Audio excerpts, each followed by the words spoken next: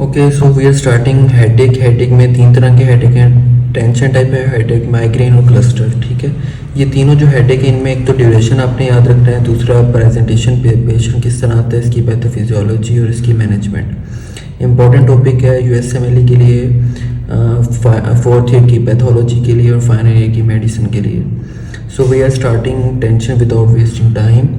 इसमें क्या होता है, टेंशन टाइप हेडेक फीमेल्स में होता है। ज़्यादातर आपने देखा होगा कि फीमेल ज़ोर से अपना सर के ऊपर दुपट्टा बांध के ज़ोर से बैठी होती हैं कि उन्हें सर में पेन हो रहा है। तो ज़्यादातर उनमें फीमेल्स में टेंशन टाइप हेडेक होता है क्योंकि फीमेल स्ट्रेस ज़्यादा लेती हैं और इसके अलावा लैक ऑफ स्लीप की वजह से, एग्जाइटी की वजह से हो जाता है। Okay, first factor stress. इसका प्रेजेंटेशन क्या होगी, पेशेंट में डल टाइट की बैंड लाइक होगा पेन। इसमें मतलब इस तरह होगा कि जिस तरह किसी ने रस्सी के साथ ना बांधा होता है सर, मतलब गोल सा होगा सर में, पूरे सर में, लेकिन जैसे रस्सी के साथ ना बांधा होता है वैसा होगा। बाई फ्रंटल होगा तो मतलब पूरे सर में होगा और बाई फ्रंटल होगा, ज़्यादा फ्रंट पे साइड पे होगा। उसके साथ मस्कुलर स्केलेटन टेंडरनेस आएगी, मतलब सर्वाइकल से उसका पेन जो है वो शोल्डर की तरफ भी जा रहा होगा।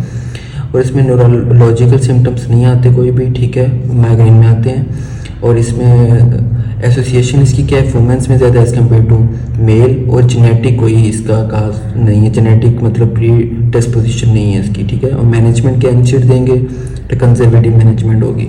आगे स्टार्ट करते हैं माइग्रेन। माइग्रेन में क्या होता है कि जो पेशेंट है उसमें पल्सेटिंग टाइप पेन होता है। आपको पता है कि यूनिलैटरल पेन होता है उस पेशेंट में, और इसका जो ड्यूरेशन है इसका 30 मिनट से लेके 4 to 6 आवर्स तक था टेंशन टाइप हेडेक का।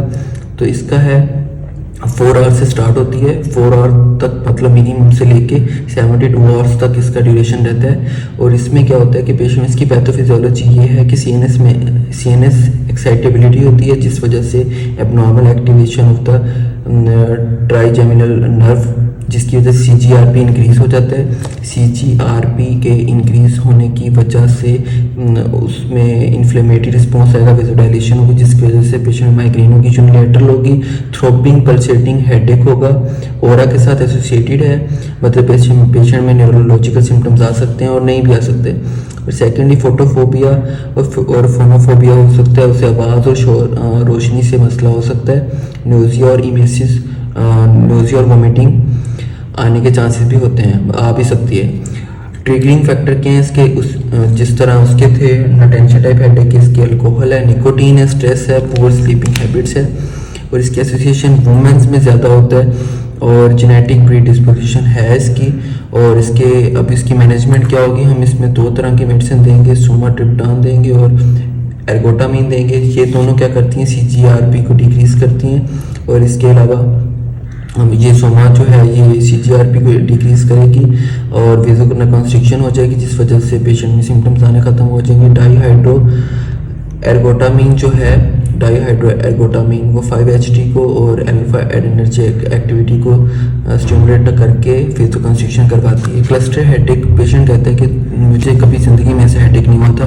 ये यूनिलैटरल हेडेक होता है और इसमें रिस्पॉन्स जो है 15 मिनट से 3 आवर्स तक होता है। और सुसाइडल हेडेक होता है और इसमें लैक्रिमेशन होने के चांसेस, मतलब इसमें ऑर्बिटल पेन होता है ऑर्बिट साइड पे। तो समझ लीजिएगा कि इसमें पेशेंट में आँख से, नाक से ना पानी आ रहा होगा। और इसके अलावा उससे क्या क्या सिम्टम्स आते हैं, हॉर्नर सिंड्रोम के साथ भी एसोसिएटेड है। हॉर्नर सिंड्रोम के में क्या होता है कि मायोसिस होती है, उसमें मायोसिस नटोसिस होती है और उसमें स्वेटिंग नहीं होती। तो इसमें लैक ऑफ स्वेटिंग, हॉर्नर में लैक ऑफ स्वेटिंग, मायोसिस और टोसिस। तो इस पेशेंट में मायोसिस वाले सिम्टम्स आते हैं, तो पार्शियल सिम्टम्स ये हॉर्नर सिंड्रोम वाले देते हैं। हॉर्नर सिंड्रोम को पता लंग कैंसर में भी पेशेंट में देखने को मिलता है।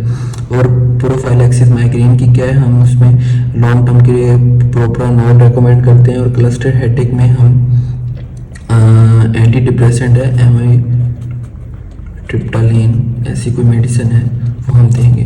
Thank you so much for your time.